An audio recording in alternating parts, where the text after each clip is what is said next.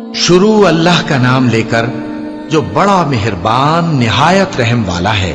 ابو لہب کے ہاتھ ٹوٹ گئے اور وہ خود ہلاک ہو گیا، نہ تو اس کا مال ہی اس کے کچھ کام آیا اور نہ وہ جو اس نے کمایا۔ وہ ضرور بھڑکتی ہوئی آگ میں داخل ہوگا، اور اس کی بیوی بھی جو ایندھن سر پر اٹھائے پھرتی ہے، اس کے گلے میں مونج کی رسی ہوگی۔ حضور کا چچا ابو لہب بدترین دشمن، اور اس کی بیوی ام جمیل بدترین دشمن، دونوں انتہائی خوبصورت انسان تھے۔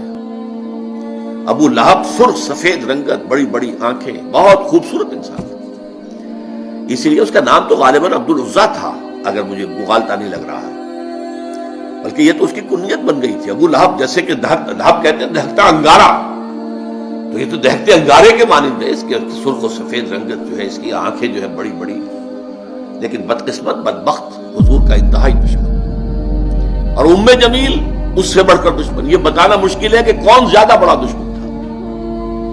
ذاتی طور پر حضور کو جو تکلیفیں پہنچائی ہیں وہ باہر کے لوگ نہیں پہنچا سکتے تھے، لیکن یہ تو گھر کے لوگ تھے، انہیں کون روکے۔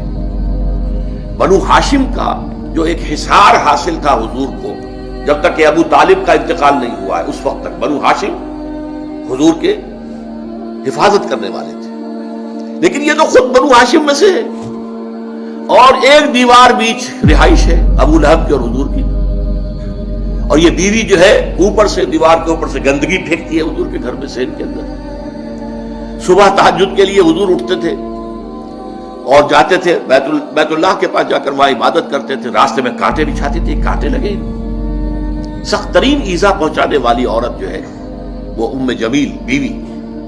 تو ان دونوں کا ذکر جو ہے ایک مکمل صورت میں، اس صورت کا درس اس وقت دینا مقصود نہیں، صرف حوالہ مقصود تھا۔ تبت یدا ابی لہب وتب، یہ انتہائی گستاخانہ جملہ تھا جو کہ ابو لہب نے حضور کے شان میں استعمال کیا تھا۔ تبا لک لہذا جمعتنا، تمہارے لیے ہلاکت و بربادی ہو، تم نے ہمیں اس کام کے لیے جمع کیا تھا، ہم سمجھے تھے کوئی کام کی بات تم نے بتانی ہے، تم نے یہ ایک توحید کا ذکر شروع کر دیا۔ اس پر یہ آیت سورت اتری، تبت یدا ابی لہب، ہلاک ہو گئے، برباد ہو گئے، ٹوٹ گئے ہاتھ ابو لہب کے۔ یہ پیشن گوئی تھی جو ٹوٹے ہیں پھر اس کے ہاتھ۔ حضور کو ذاتی طور پر تکلیف پہنچانے میں سب سے بڑا کام اس کا یہ تھا کہ اس کے دو بیٹوں کا رشتہ حضور کی دو صاحبزادیوں کے ساتھ طے تھا۔ اس نے اپنے دونوں بیٹوں سے کہا، بلکہ غالباً جہاں تک گمان ہے میرا نکاح ہو چکا تھا، وداعی رخصت نہیں ہوئی تھی، تو اس نے کہا دونوں بیٹوں جاؤ طلاق دے کر آؤ۔ وہ گئے اور بڑے ہی گستاخانہ انداز میں، توہین آمیز انداز میں جا کر حضور کے سامنے کھڑے ہو کر دونوں نے طلاق دی بیٹیوں کو۔ تو حضور نے صلی اللہ علیہ وسلم بد دعا دی، اے اللہ اپنے کتوں میں سے دو کتوں کو ان پر مسلط کر دے، اور وہ ہلاک ہوئے، برباد ہوئے۔ ایک تو اس طریقے سے برباد ہوا کہ ایک شیر نے اسے چیر پھاڑ کر کھا لیا، اسے خوف تھا، ایک قافلہ لے کر گیا ہوا تھا، اور اسے رات کو وہ یہ کرتا تھا کہ اپنے ارد گرد جو ہے وہ الاؤ آگ کا جلاتا تھا، اس کے درمیان میں سوتا تھا۔ شیر آیا ہے، چھلانگ لگا کر اندر گیا، اس کے چیر پھاڑ کے رکھ دیا۔ حضور کی بد دعا تھی، حضور کو ذاتی رنج پہنچا تھا۔ یہ جو مجلسی معاملات ہوتے ہیں، بیٹیوں کو طلاق دے دینا، یہ ظاہر بات ہے کہ بہت تکلیف دہ چیزیں ہوتی ہیں۔ بہرحال اس کے لیے فرمایا تبت یدا ابی لہب وتب ما اغنی عنہ مالہ وما کسب، اس کے ہرگز کام نہیں آئے گا اس کا مال اور جو کمائی اس نے کی ہوئی ہے، جو مال کمایا ہوا ہے۔